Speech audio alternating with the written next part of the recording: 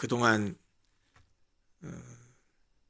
교회를 섬기고 또 주일마다 설교를 할 때에 저는 그동안 특별한 시기 그리고 교회 절기 때에는 거기에 부합하는 말씀을 나눴지만 보통 평상시 때는 항상 성경 가운데 한 권을 선택을 해서 그 성경 한 권을 전체적으로 더듬어가는 강해 설교를 계속해 왔습니다. 작년에는 예기치 못한 코로나 바이러스로 인해서 비대면 온라인 예배를 드리면서 강해 설교를 지속적으로 오래 할 수가 없는 상황이었습니다. 여러분 기억하시는지는 모르겠지만 작년에는 겨우 요한일서, 짧은 요한일서 한 권밖에 강해 설교를 하지 못했습니다. 아마 올해도 한동안은 작년과 같은 상황이 반복될 것 같습니다. 그렇지만 특별한 일이 없는 한 올해도 강해 설교를 계속할 생각입니다. 올해 첫 강해 설교로 선택한 책은 오늘 우리가 함께 읽은 빌립보서입니다. 사실 빌립보서 강해 설교는 지난 2020년 12월 31일 밤에 함께 우리가 드렸던 새해맞이 감사 예배 때 시작된 셈입니다. 그때 제가 여러분들과 함께 나눴던 말씀은 새해를 맞아서 우리 모든 성도가 더 바르고 성숙한 신앙으로 하나님을 기쁘시게 하는 그런 성도들이 되기를 바라는 마음에서 빌립보서 2장 5절부터 12절을 본문으로 해서 진품 명품 그리스도인이라는 제목으로 은혜를 나누었었습니다. 그 본문은 사도 바울이 빌립보 교회의 일치를 위해서 겸손을 강조하면서 그 본보기로 그리스도를 제시한 말씀입니다.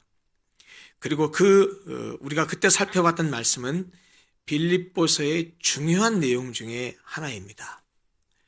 그래서 이 어려운 시기에 우리 교회도 예수 그리스도를 중심으로 하나 되기를 바라는 마음에서 빌립보서를 계속해서 강해하려고 합니다. 또 제가 빌립보서를 선택해서 강해 설교를 연초에 먼저 하려고 마음먹었었던 이유가 하나 더 있습니다. 그것은 지금 우리가 처해 있는 상황 때문입니다. 우리는 지금 코로나 바이러스로 인해서 매우 힘들고 어려운 상황 속에 놓여 있습니다. 계속되는 사회적 거리두기로 인해서 심리적인 피로감이 엄청 많이 누적되어 있고 또 이런 피로감이 심화되면서 정신적으로도 정신상의 건강에 적신호가 들어와 있는 상태입니다. 모든 사람들이 왠지 모를 걱정, 두려움, 불안 등에 쌓였고 실질적인 삶의 문제로 고통스러워하고 있습니다. 한마디로 말하자면 기뻐할 일이, 즐거워할 일이 전혀 없는 그런 시대를 지금 우리가 살아가고 있습니다. 그런데 우리가 이제 살펴볼 이 빌립보서는 여러분도 잘 아시겠지만 에베소서, 골로새서, 빌레몬서와 함께 바울이 옥에 갇혀서 쓴 편지, 흔히 한자말로 옥중서신이라고 하죠. 이렇게 옥에 갇혀서 쓴 편지임에도 불구하고 기뻐하다, 기쁘다, 기쁨, 이런 기쁘다를 어근으로 하는 단어가 이 짧은 빌립보서 성경 안에 무려 17번이나 사용될 정도로 기쁨의 서신이란 별명을 가지고 있기 때문에 이 어렵고 힘든 시기를 지나고 있는 우리 성도들에게 기쁨을 잃지 말고 잘 견디기를 바라는 마음에서 이 빌립보서를 함께 살펴보면서 은혜를 나누고자 하는 그런 이유도 있습니다. 오늘은 그 첫 번째 시간으로 빌립보를 개관하면서 빌립보 전체를 좀 개관하면서 빌립보서를 강해하기 위해서 필요한 배경 지식을 나누고 그리고 오늘 본문은 우리가 읽었었던 1절, 2절, 2절 빌립보서의 인사말만을 잠깐 살펴보려고 합니다. 아마 오늘 설교의 대부분의 내용은 빌립보서 강해를 위한 그 배경 지식을 함께 나누고 빌립보서 전체를 격안하기 때문에 어떤 특정 성경 구절에 대한 주해보다는 전체적인 개론적인 성격으로 빌립보서 전체를 여러분들에게 말씀을 드릴 것이고, 그러다 보니까 조금 학교에서 강의를 듣는 듯한 그런 느낌의 설교가 될지도 모르겠습니다. 전체적으로 빌립보서 강의를 해야 되기 때문에 먼저 첫 시간에 개론적으로 개관을 하는 시간이기 때문에 그런 점을 이해하시고 오늘 설교를 들어주셨으면 고맙겠습니다. 먼저 이 빌립보서는 책의 이름대로 빌립보에 있는 교회에 보낸 편지입니다. 여러분, 우리나라 신약 성경의 그 서신서들은 전부 다 무슨 서라고 되어 있는데, 예컨대 지금 빌립보서 이렇게 되어 있는데 대부분 그 지역에 있는 교회에 보낸 편지란 뜻입니다. 영어 성경에는 이 빌립보서가 어떻게 되어 있냐면, 편지라는 것이 맨 앞에 나와 있죠. Epistle of Saint Paul to 그 다음에 어디라고 되어 있어서 빌립보서는 to the Philippians 이렇게 되어 있습니다. 그러니까 빌립보인들에게 보낸 사도 바울의 편지, 이렇게 영어 성경은 자세하게 책명이 되어 있는데 우리나라 성경은 그냥 빌립보서 이렇게 번역을 했습니다. 로마서도 로마인들에게 보낸 편지란 뜻입니다. 에베소서는 무슨 뜻일까요? 에베소에 있는 교회에 보낸 편지란 뜻입니다. 빌립보서도 마찬가지입니다. 빌립보에 있는 교회에 보낸 편지라는 뜻입니다. 이 빌립보는 BC 358년경에 마케도니아의 알렉산더 대왕의 아버지였었던 빌립 2세, 역시 빌립 2세라고 말했을 때 빌립은 영어 발음으로 말하면 필리포스입니다. 필리포스 2세입니다. 보통 세계사에는 빌립이라는 단어를 안 씁니다. 이 알렉산더 대왕의 아버지가 필리포스 2세고 그 필리포스 2세의 아버지가 아민타스 왕입니다.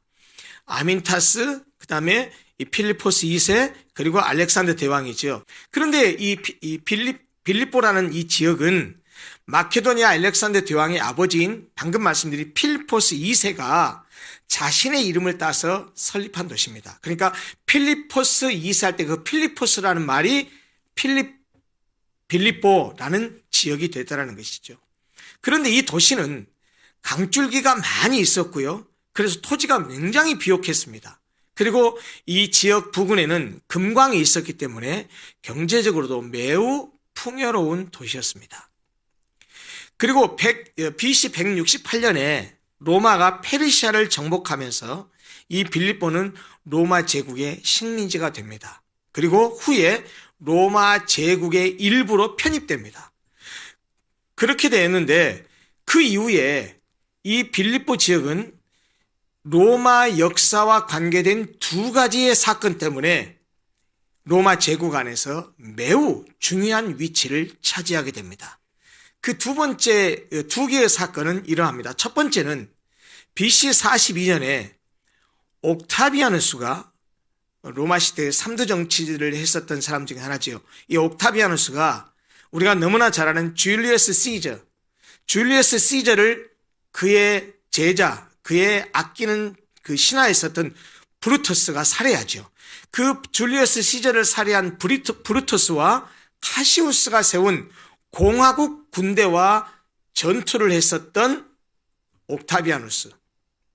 이 옥타비아누스가 나중에 아우구스투스가 되죠. 성경에 나오는 아구스토라고 얘기했었던 예수님을 태어날 때 호적하라고 했던 아구스토가 바로 이 옥타비아누스 아우구스투스죠. 이 옥타비아누스가 이 브루터스와 카시우스의 연합군대와 전투에서 승리합니다.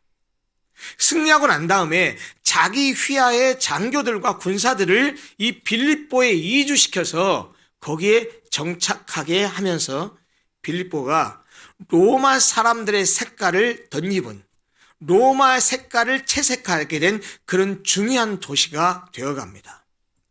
두 번째 사건이 있었는데요. 이 두 번째 일로 인해서 이 빌립보는 더 로마의 색깔이 더 강하게 채색이 됩니다. BC 31년 옥타비아누스하고 안토니우스 사이에 악티움 해전이 벌어집니다. 여러분 잘 아시겠지만, 세계사를 아시는 분은 아마 잘 아시겠지만, 이 악티움 해전을 통해서 옥타비아누스가 실권을 장악하고 결국에는 로마를 장악하게 됩니다. 이 악티움 해전에서 옥타비아누스가 승리하고 로마의 첫 번째 황제가 됩니다.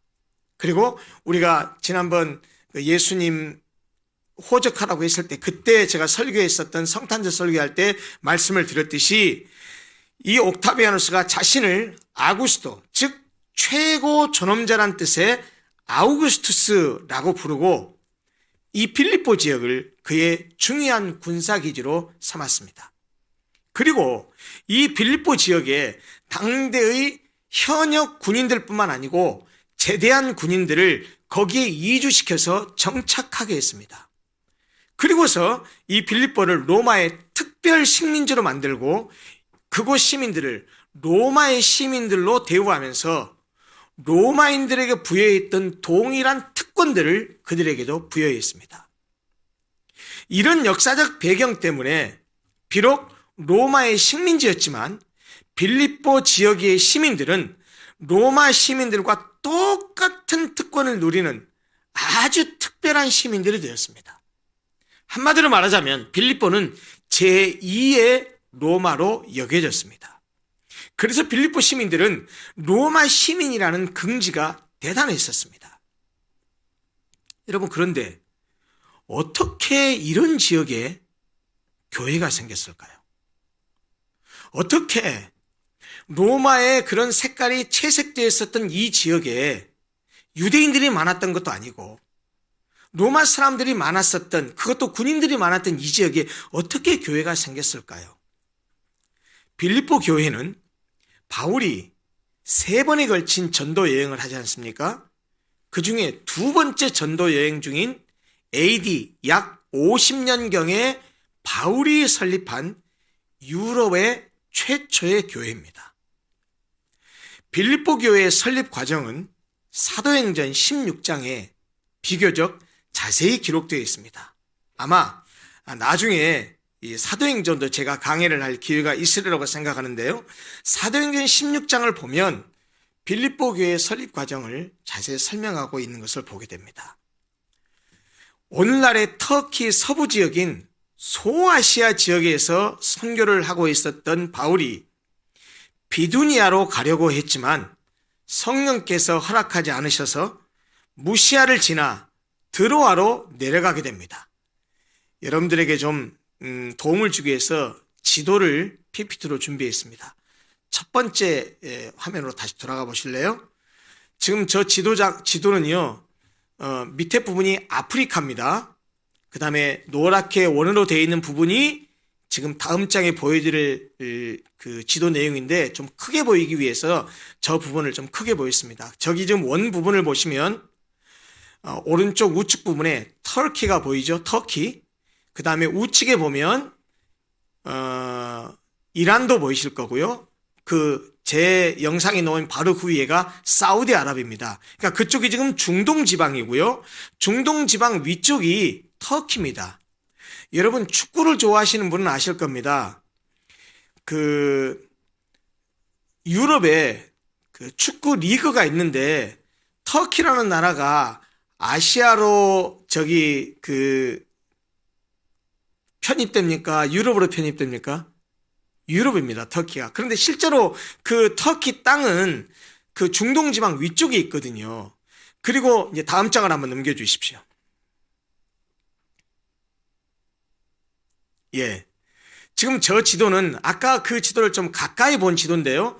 그 지중해 위에 잘 보십시오. 저기에 소아시아, 마이너 에이시아라고 하죠. 소아시아 지역입니다. 그 다음에 그 좌측 상단에 보시면 왼쪽에 보면 마게도냐, 빨간 글씨라고 마게도냐라고 되어 있잖아요. 그 마게도냐 그 지역이 지금 유럽 쪽입니다. 그리고 마게도냐 왼쪽에 조금 보이는 끝으로 보이는 저게요, 이탈리아 반도 끝입니다. 장화 끝 지역입니다. 그러니까 이탈리아 반도 우측에 있는, 지금 여러분들 지도가 보이는데 빨간 것이 그 마케도니아, 그 위에 데살로니가 있고 데살로니가 우측에 빌립보가 보이잖아요. 그 지역이 지금 유럽이 시작되는 부분입니다. 그러니까 소아시아, 마이너 아시아 지역에서 유럽으로 들어간다고 봤을 때 중동을 거쳐서 터키 지역에서, 그러니까 터키는 지금의 유럽이지만 그 당시에는 소아시아 지역으로 불렸습니다. 그 터키에서 유럽 본토를 들어갈 때 막 들어가는 진입로, 막 들어가는 초입 부분이 어디냐면 지금 지도에 보이는 빌립보 지역입니다. 그런데 이제 다시 돌아오시죠. 이렇게 소아시아 지역에서 선교를 하던 바울이 비두니아, 소아시아 위쪽에 있는 비두니아로 가려고 했는데 성령께서 허락하지 않으십니다. 그래서 무시아를 지나서 드로아로 내려갔는데 그 드로아에서 바울이 밤에 환상을 봅니다. 아까 우리가 지도에서 봤었던 마케도니아 사람, 그러니까 유럽에 있는 사람이 마케도니아로 건너와서 우리를 도우라라는 그런 환상이었습니다. 그래서 바울은 아시아 선교를 중단하고 아까 있었던 그 에게해를 지나서 빌립보의 관문인 네아폴리를 거쳐서 빌립보에 이르게 됩니다. 그런데 사도행전 16장 12절을 보면 빌립보를 소개할 때 무엇이라고 소개하냐면 마케도니아의 첫 성이요 로마의 식민지다라고 소개합니다. 이 빌립보 교회를 세울 때 바울은 디모데, 자기의 영적인 아들과 같은 사람이었었죠. 그리고 선교할 때 동행했던 실라, 그리고 골칫거리였었던 누가, 이렇게 이 사람들과 동행하고 있었습니다. 그런데 이 빌립보 성에 가서 이 그러니까 바울과 디모데와 실라, 누가, 이 일군의 무리들이 빌립보 성에 들어갔는데 안식일이 되기까지 며칠을 머물다가 안식일이 되어서 기도할 곳을 찾아서 문 밖 강가로 나갔습니다. 특이한 사실은 바울이 어느 곳을 전도하러 가든지 어느 곳에 가든지 전도를 할 때, 복음을 전할 때 제일 먼저 어디로 갔냐면 시나거그, 유대인의 회당을 찾아갔습니다. 그래서 거기서 말씀을 전했는데 독특하게 빌립보에서 전도할 때는 문 밖 강가로 나갔다고 했습니다. 왜냐하면 이미 아까 제가 배경에서 설명드렸다시피 빌립보 지역은 유대인들이 거의 없었습니다. 빌립보 지역에 사는 주민들은 대부분 로마의 군인들의 후예들이었습니다. 그래서 유대인들이 별로 없어서 문 밖 강가로 기도할 곳을 찾아서 나갔는데 그 밖에 나가서 빨래터에서 빨래하고 있었던 여자들을 만나서 복음을 전거했습니다. 그때 만난 사람이 누구냐면 두아드라의 자색 옷감 장사를 하는 루디아를 만납니다. 그리고 그 루디아가 바울 일행이 전하는 복음을 듣고 예수를 믿고 유럽 최초의 그리스도인이 됩니다. 그리고 바울 일행은 바로 이 루디아의 집을 선교의 기지로 삼았습니다.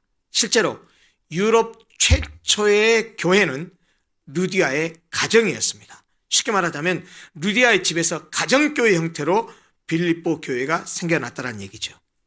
그리고 그곳에서 바울 일행은 수많은 고난과 능욕을 받아가면서 심지어 감옥에까지 갇히면서 복음을 전했습니다. 루디아와 그녀의 가족, 그리고 여러분 사도행전 16장 그러면 잘 암송하고 떠오르는 성경 구절이 16장 몇 절입니까? 31절이죠.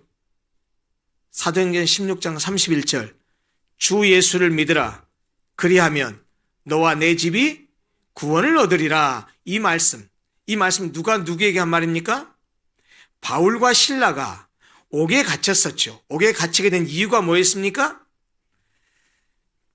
귀신이 들려가지고 점을 쳐가지고 돈을 번 그런 종이 있는 사람이 있었는데 그 사람이 예수를 믿어버려요. 그 종이. 그러니까 그 종을 부려서 점쳐서 돈 벌던 주인이 바울과 실라를 고발해가지고 옥에 갇히게 된 겁니다. 그런데 옥에 갇혀 있었던 바울과 실라가 밤중쯤 되어서 하나님을 찬미하고 기도하니까 옥터가 막 흔들리는 지진이 일어나고 옥문이 열려버리죠.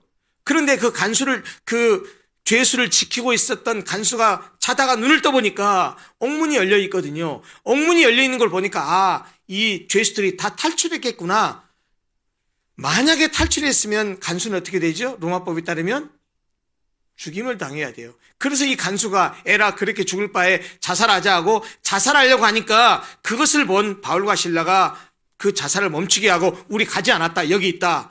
라고 말합니다. 그리고 두렵고 떠는 그 간수가 내가 어떻게 해야 구원을 받을 수 있습니까? 라고 물었을 때 했던 말이 사도행전 16장 31절입니다. 주 예수를 믿으라. 그리하면 너와 내 집이 구원을 얻으리라. 실제로 이 간수장과 그의 가족들이 세례를 받고 예수 믿는 사람이 됩니다. 그래서 사실은 루디아와 그녀의 가족들 그리고 방금 말씀드린 이 간수와 그의 가족들이 빌립보 교회를 세우는데 중심적인 역할을 했습니다. 그리고 그 뒤에 보면 유오디아와 순두계라는 여인 그리고 글레멘드 등의 회심자들도 이 빌립보 교회 설립에 함께했습니다. 결국 빌립보 교회는 주로 이방인들로 시작된 교회였습니다. 이렇게 설립된 빌립보 교회는 헌금의 열의가 있었고 특히 바울에 대한 사랑이 어느 교회보다 깊었습니다. 또한 빌립보 교회는 여자 성도들이 교회 내에서 상당한 역할을 했습니다. 아까 말씀드린 유오디아와 순두계가 대표적인 빌립보 교회의 여자 지도자였습니다. 그런데 그러다 보니까 이 여자들이 문제를 일으키기도 했습니다. 그런데 왜 바울이 감옥에 갇혀 있는 상황에서도 빌립보 교회에 편지를 해야 했을까요? 바울이 빌립보서를 써야만 하는 사정이 있었기 때문이었겠죠. 그것은 빌립보서를 기록한 목적이기도 합니다. 가장 먼저 바울이 이 빌립보 교회에게 보내는 편지, 이 빌립보서를 쓰게 됐던 이유는 에바브로디도를 통해서 빌립보 교회가 보낸 편지와 헌금을 잘 받았다는 감사를 하기 위해서였습니다. 바울에 의해서 세워진 빌립보 교회 성도들이 바울이 복음을 전하다가 투옥되었다는 소식을 듣습니다. 성경학자들은 바울의 투옥이 여러 번 있었는데 로마에 갇혔을 때 빌립보서를 썼을 것으로 추정하고 있습니다. 이렇게 바울이 투옥됐다는 소식을 빌립보 교인들이 바울을 염려해서 헌금을 모읍니다. 그리고 헌금을 모아서 에바브로디도라는 사람 편에 바울에게 보내고 그 에바브로디도를 감옥에 갇힌 바울 곁에서 두어서 시중 들게 했습니다. 그런데 바울을 찾아간 에바브로디도가 병이 들어서 중태에 빠집니다. 그리고 자기들이 보낸 에바브로디도가 바울한테 갔다가 오히려 거기서 병들어 중태에 빠졌다는 사실을 또 빌립보 교회가 전해 듣게 됩니다. 그렇게 되니까 이 바울 사도에게 도움을 주려고 에바브로디도를 보냈었는데 그에게 가지고 그 옆에서 중병이 들었다고 하니까 아이고 오히려 우리 바울 선생님에게 더 큰 짐이 되었겠네 라고 근심을 하게 됩니다. 또한 바울은 이로 인해서 이 빌립보 교인들이 에바브로디도를 보내고 그가 중병에 걸렸다는 사실을 듣고 나에게 누를 끼쳤다고 걱정할 것을 또 바울은 걱정합니다. 그래서 빌립보 교회가 염려할 것을 걱정해서 다행히 에바브로디도가 회복된 후에 그를 다시 빌립보 교회로 돌려보내면서 빌립보 교회에게 나에게 이렇게 헌금도 보내주고 에바브로디도도 보내주고 나를 이렇게 잊지 않고 배려해주고 사랑해주고 섬겨주셔서 고맙습니다 라고 하는 감사의 글을 쓴 것이 지금 이 빌립보서의 내용 중에 일부입니다. 둘째는 다른 이유도 있었습니다. 에바브로디도가 헌금과 편지를 가지고 와서 빌립보 교회의 사정을 설명해 줬는데 그 내용 가운데는 빌립보 교회가 분쟁 중에 있다는 사실도 들었습니다. 그 얘기를 들은 사도 바울이 교회의 하나됨을 가르치기 위해서 교회가 하나 되는 것이 얼마나 중요한가 하는 사실을 가르치기 위해서 쓴 편지이기도 합니다. 즉 빌립보 교회 내의 분쟁 상황을 바로잡고 일치를 도모하기 위한 목적에서 이 편지를 쓰기도 했습니다. 우리가 나중에 순차적으로 살펴보게다 보면 나오게 되겠지만 4장에 가면 아까 말씀드린 유오디아와 순두계라는 여성들이 나오는데 이 두 사람이 빌립보 교회의 굉장히 중요한 지도자였던 것 같아요. 그런데 이 두 사람이 의견의 일치를 보지 못하고 마음이 하나 되지 못한 상태에 있어서 분쟁 가운데 있었다고 합니다. 성경이 디테일하게 묘사하고 있지 않아서 잘 확실하게 알 수는 없지만 아마도 두 사람이 주도권 경쟁을 했을지도 모릅니다. 그리고 이 두 사람의 갈등 때문에 교회가 분리될 위기에 처해 있었는지도 모릅니다. 그래서 바울은 이들에게 한 마음이 될 것을 권면합니다. 바울이 하나됨을 이루기 위해서 서로 겸손과 사랑의 마음을 가져야 함을 강조하면서 그리스도의 사랑과 겸손을 예로 들어서 그것을 본받을 것을 권했습니다. 그 말씀이 바로 우리가 지난 송구영신 예배 때 나누었었던 빌립보서 2장의 말씀입니다. 예수 그리스도가 본체가 하나님과 같은 분이셨지만 오히려 그것을 주장하지 않고 자기를 비어 종의 형체로 이 땅에 오셨고 죽기까지 복종하셨다라고 예수 그리스도의 비하에 대한 얘기를 한 이유가 뭐냐면 너희들도 갈등하지 말고 서로 싸우지 말고 그 그리스도의 겸손과 그리스도의 사랑을 본받아서 하나 되라 라는 말씀을 하기 위한 과정에서 주셨던 말씀입니다. 세 번째는 빌립보 교회 안에 들어와서 거짓 가르침으로 교회를 혼란케 했었던 당시의 유대 기독교 열광주의자들을 경계하기 위한 목적도 있었습니다. 그들은 이 유대 기독교 열광주의자들은 은혜의 복음을 반대했습니다. 빌립보 교회 이방 그리스도인들에게 할례를 요구했고 할례 받지 않으면 구원받지 못한다고 얘기하면서 자신들이 체험했었던 그런 영적 체험을 강조하면서 바로 그 영적 체험이야말로 구원의 완성이라는 징표라고 자랑했습니다. 다시 말하면 예수 그리스도를 믿는 믿음을 통한 구원을 얘기하는 것이 아니고 할례를 요구하고 어떤 특정한 체험을 요구하면서 그것을 구원의 완성이라고 속이면서 교회를 어지럽히고 성도들을 미혹했습니다.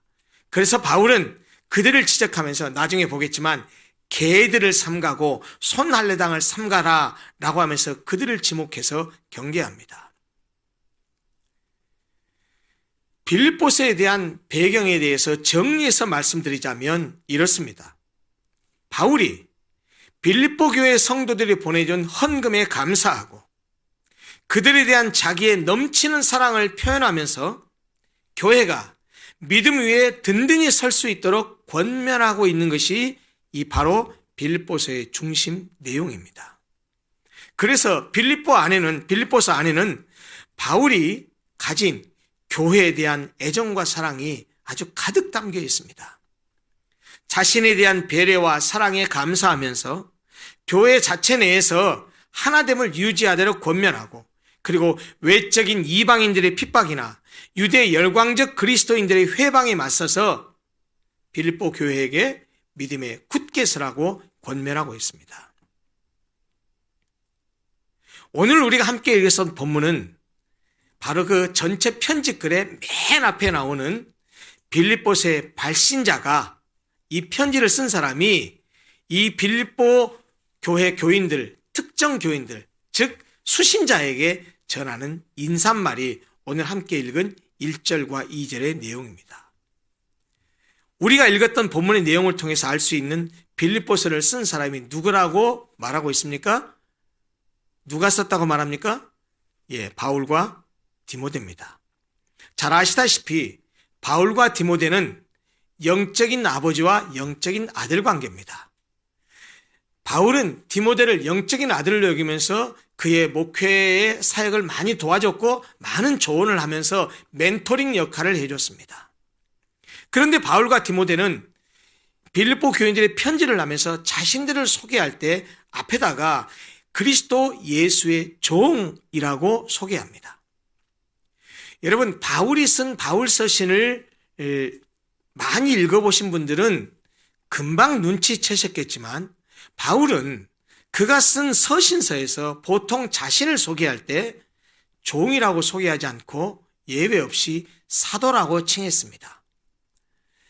그 전형적인 예가 로마서와 갈라디아서인데요. 로마서에서는 정중하게 예의를 갖추어서 바울 자신의 사도로서의 소명과 권위를 맨 앞에 밝힙니다.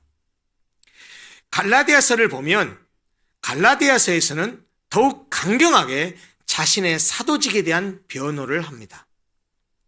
그러면 왜 빌립보서에서는 바울이 자기 자신을 사도가 아니라 종이라고 칭하면서 소개했을까요?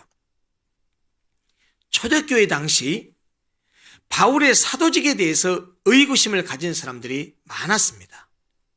그래서 바울이 편지를 보낼 때 거의 예외 없이 편지글 맨 앞부분에 자신의 사도직을 변론해서 설명을 해야 했습니다. 그러나 다른 서신서들의 수신자들과는 달리 상호 깊은 신뢰관계에 있었던 이 빌립보 교회에는 자신이 사도임을 변론할 필요가 없었습니다. 그래서 사도라고 말하기보다는 예수 그리스도의 종이라고 소개했던 것이지요. 그런데 그가 자신을 소개했던 종이라고 하는 것은 당시의 헬라 세계나 1세기의 로마 사회에서는 노예를 뜻하는 아주 비천한 칭호였습니다. 예수 그리스도의 종이라는 말은 예수 그리스도의 노예라는 뜻입니다. 그리고 구약의 세계에서는 종이란 하나님의 특별한 사명을 받은 사람, 즉 하나님이 세우신 일꾼을 뜻하는 칭호이기도 했습니다. 그러니까 사실은 어찌 보면 종이라는 말은 노예라는 신약시대에 있어서 헬라 사회나 로마 사회에서는 좀 낮은 것을 의미하는 그런 의미도 가지고 있지만 구약의 관점에서 보면 하나님에게 특별하게 사명을 받은 하나님의 일꾼이라는 뜻에서는 아주 존귀한 칭호이기도 합니다. 그런데 바울이 자신을 그리스도 예수의 종이라고 한 것은 자신이 그리스도에 의해서 구속된 사람, 그리스도에 사로잡힌 사람, 그리스도에 의해서 소유된 사람, 그리스도에 붙들린 일꾼이라는 사람을 그런 것을 의미하는 뜻으로 표현했던 것입니다. 사실 바울이 자기 자신을 종이라고 표현하는 것을 보면 여러분이나 저나 바울처럼 똑같이 하나님께 부르심을 받았고 바울처럼 똑같이 하나님의 은혜를 받았다고 한다면 우리 또한 사도 바울이 고백했던 것처럼 우리가 우리 자신을 소개할 때 나는 그리스도 예수의 종입니다 라고 소개하는 것이 마땅하리라 생각됩니다. 사실 요즘에 한국 교회는 보통 목사를 얘기할 때 하나님의 종이라는 말을 하죠. 예, 목사가 하나님의 종인 거 맞습니다. 근데 목사만 하나님의 종입니까? 장로님도 하나님의 종이고 권사님도 하나님의 종이고 집사님도 하나님의 종이고 아니 목사, 장로, 권사, 집사의 직분을 받지 못했다 손치더라도 예수를 믿는 그리스도인이라고 한다면 그리스도에 붙들린 자, 하나님께 선택된 자, 그리스도의 사랑을 입어서 그 안에 갇힌 자라는 의미의 그리스도 예수의 종이라는 사실은 분명합니다. 이렇게 자신을 하나님의 종들이면서 그리스도께 매여있는 노예로 소개한 바울과 디모데는 그리스도 예수 안에서 빌립보에 사는 모든 성도와 또한 감독과 집사들에게 편지하노라 라고 말하면서 이제 수신자들을 소개합니다. 수신자들에 대해서 이 편지를 받는 사람들에 대해서 바울과 디모데가 뭐라고 말하고 있다는 얘기예요. 그런데 맨 앞에 그리스도 예수 안에서 빌립보에 사는 이러저러한 사람들에게 라고 말하고 있는데 그리스도 예수 안에서라고 하는 이 표현은 바울이 그의 서신서들에서 자그만치 164회 정도로 많이 사용하는데 이것은 그리스도인들, 성도와 예수 그리스도와의 그 긴밀하고도 생생한 연합을 강조하기 위해서 바울이 아주 자주 사용한 바울의 특징적 용어입니다. 그리스도 예수 안에서, 예수 그리스도 안에서 이런 표현들을 그의 서신서를 보면 엄청나게 많이 반복해서 사용되고 있는 것을 볼 수 있다는 말입니다. 그리고 그것은 바로 우리 성도와 그리스도와의 아주 생생한 연합을 묘사하기 위해서 그리스도 예수 안에서, 그리스도 예수 안에서라는 표현을 자주 한다는 말이죠. 그런데 여기 보면 수신자가 세 단어로 묘사되어 있습니다. 뭐라고 되어 있습니까? 맨 먼저 성도, 그 다음에 감독들, 집사들, 이 세 단어가 나오고 있는데요. 사실 두 그룹으로 묶여 있습니다. 모든 성도와 또한 감독들과 집사들, 이렇게 두 무리로 나누었습니다. 다시 말하자면 이 빌립보서 편지를 쓰는데 이것을 받을 사람이 누구냐면 그리스도 예수 안에서 빌립보에 사는 사람들인데 한 무리는 성도고 한 무리는 감독들과 집사들이라는 얘기입니다. 성도는 여러분 잘 아시다시피 성도는 우리말 한자 말인데요. 거룩할 성자의 무리 도자입니다. 그러니까 성도라는 말은 거룩한 무리라는 뜻으로 하나님께 바쳐진 무리라는 뜻입니다. 신약시대에 예수 그리스도를 믿는 모든 자는 우리를 포함해서입니다. 구약의 이스라엘을 계승한 영적인 이스라엘 백성들입니다. 신약의 선민들입니다. 신약의 택한 백성들입니다. 그리고 예수 믿는 신약의 모든 사람들은 그리스도와 영적으로 신비한 연합을 이룬 사람이기 때문에 보통 세상 사람들과는 구별되어서 거룩한 무리가 되었다 하는 의미에서 그들을 성도라고 부르는 것입니다. 영어로는 뭐라고 하죠? saints라고 하죠. 즉 성도는 믿음으로 그리스도와 연합된 자로서 거룩한 삶을 살도록 부름받은 하나님의 거룩한 백성들, 거룩한 무리들을 가리킵니다. 바로 그들에게 사도 바울이 편지한다라고 말하고 있습니다. 그리고 바울은 이 편지의 수신자로서 바로 그런 성도들과는 구별되는 다른 일군의 집단들을 또 거론합니다. 그것은 바로 교회의 지도자인 감독들과 집사들입니다. 함께 거론된 감독과 집사는 빌립보 교회 내에 행정 업무를 맡은 직분자들과 교회의 복지에 중요한 역할을 수행했던 사람들을 가리킵니다. 즉 감독은 특정한 지역교회의 지도자로서 오늘날에는 장로와 같은 개념입니다. 여기서 말하는 장로는 목사를 포함한 장로입니다. 교회 정치적으로는 장로 그러면 특별히 우리 장로교회에서는요, 장로 그러면 장로는 두 반이 있습니다. 두 종류가 있다는 말이죠. 하나는 강도 장로라고 부르고 하나는 치리 장로라고 부릅니다. 강도 장로는 뭐냐면 강도짓 하는 장로가 아니고요. 이때의 강도는 강론할 강자에 말씀 도자에서 말씀을 강론한다는 뜻입니다. 말씀을 강론하고 가르치는 장로, 저 같은 목사를 가리키는 말입니다. 그리고 치리 장로는 우리가 일반적으로 생각하는 장로입니다. 그래서 이 목사와 장로를 합해서 신약성경, 특별히 초대교회에서는 그들을 묶어서 감독 혹은 장로라고 호칭했었습니다. 그래서 방금 말씀드린 대로 이 감독은 오늘날의 장로 같은 개념인데요. 장로는 교회 안에서 방금 말씀드린 대로 말씀을 가르치고 교회를 다스리는 사역을 합니다. 집사는 시중 드는 사람이라는 뜻으로 교회 안에서 행정과 봉사의 일을 하는 사람을 가리킵니다. 초대교회 당시에는 주로 집사들이 어떤 일을 했느냐? 구제하는 일을 담당했고요. 음식을 제공하는 일을 담당했습니다. 즉 봉사와 섬김의 일을 주로 맡았습니다. 우리 교회 집사님들 기본적인 일이 뭔지를 분명히 아셔야 됩니다. 기본적으로 교회를 섬기는 일입니다. 기본적으로 집사는 봉사 일을 담당해 있었습니다. 장로님들은 교회의 말씀을 가르치고 그리고 교인들을 다스리는 그런 역할을 분담을 해서 교회를 섬겼었습니다. 그런데 바로 이들에게 성도들과 장로들과 집사들에게 바울은 축복을 하면서 편지글을 시작합니다. 이렇게 말했죠. 하나님 우리 아버지와 주 예수 그리스도로부터 은혜와 평강이 너희에게 있을지어다. 이런 표현은 바울 서신에서 많이 찾아볼 수 있는 그런 형식의 축도입니다. 바울은 은혜와 평강이란 말을 매우 자주 사용했는데요. 이 은혜로 번역된 헬라어는 카리스입니다. 카리스.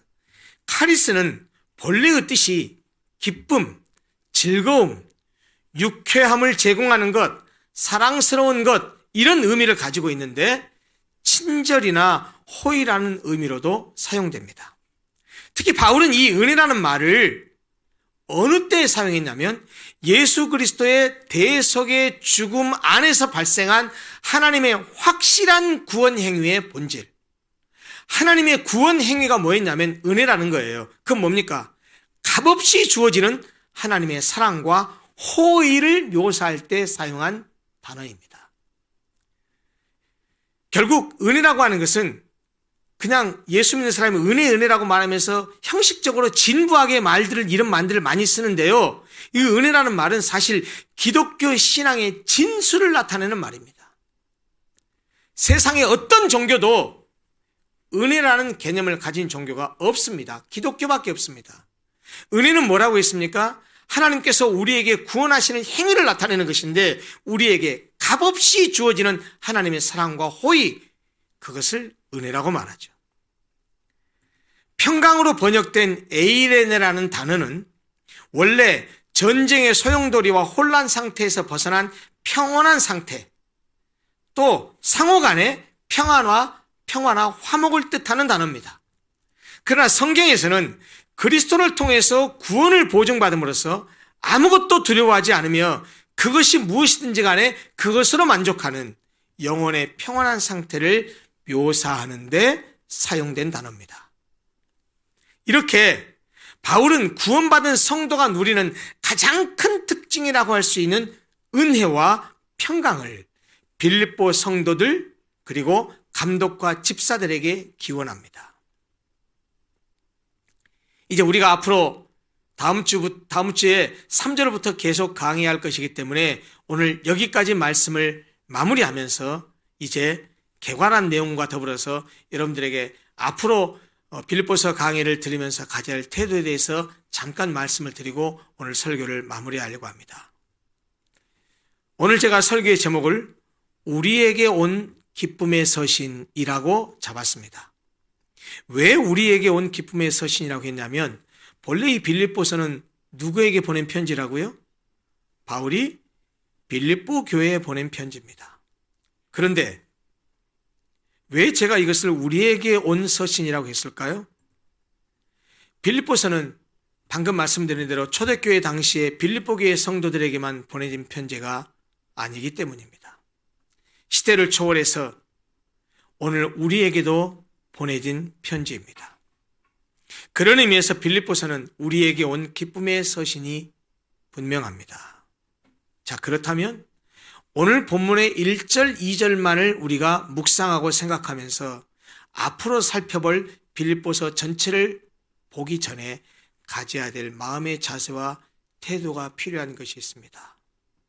첫째, 사도 바울이 수신자로 밝힌 사람들이 누구였습니까?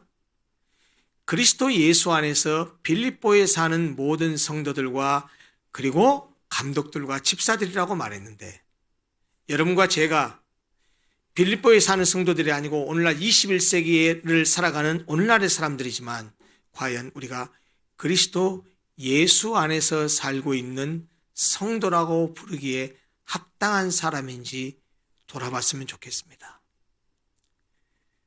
좀 더 심하게 말하자면 그리스도 예수 안에서 성도로서 살아가지 않는 사람은 사실 빌립보서를 읽고 공부하고 빌립보서가 하나님 말씀을 받아들일 자격이 없는 사람입니다. 왜냐하면 사도 바울은 빌립보에 사는 그리스도 예수 안에서 살아가는 성도들과 감독들과 집사들에게 보낸 편지이기 때문입니다. 우리도 하나님과 바른 관계를 가진 성도인지 장로와 집사에 부합하는 명실상부한 장로, 명실상부한 집사인지 우리 자신을 살펴야 할 것입니다. 그리고 우리가 그리스도 예수 안에 살고 있는 성도들인지를 돌아보고 이 기쁨의 서신에 담긴 말씀들을 믿음으로 잘 받아들일 수 있어야 할 것입니다. 앞으로 우리가 이제 찬찬히 하나씩 보면서 이 빌립보서를 들여다볼 것입니다. 꼭 기억하고 명심할 것은 제가 처음에 말씀드렸지만 이 빌립보서는 사도 바울이 옥에 갇혀 있으면서도 기쁨에 대한 얘기를 수차례 얘기하고 성도들에게 감사를 표현하면서 자기의 교회에 대한 사랑을 표현했다고 했듯이 우리가 오늘날을 살아가면서 너무나도 힘들고 어려운 코로나 시대를 살아가지만 이 빌립보서가 주는 말씀 안에서 참된 기쁨, 참된 위로를 받고 이 말씀으로 위로를 받고 기쁨을 누렸으면 좋겠고 이 말씀이 우리에게 주시는 교훈들, 우리에게 경계하시는 교회 하나됨에 대한 말씀을 기억하면서 우리 로고스 모든 교회 성도들이 기쁨을 회복하고 말씀 안에서 하나 되어서 코로나 시대가 끝나고 나서 교회가 더 활기 있게 하나님의 일을 사역하고 하나님을 할 수 있는 그런 준비를 해가는 그런 우리의 내면을 다져가는 그런 좋은 기회로 삼았으면 좋겠습니다. 앞으로 나를 이 빌립보서의 말씀에 기대하고 또 주일날만 들으려고 하지 마시고 평상시 여러분들 삶 가운데서 빌립보서를 여러 번 읽고 묵상하면서 은혜를 나누는 그런 성도들이 됐으면 좋겠습니다. 다음 주에 계속해서 나누도록 하겠습니다.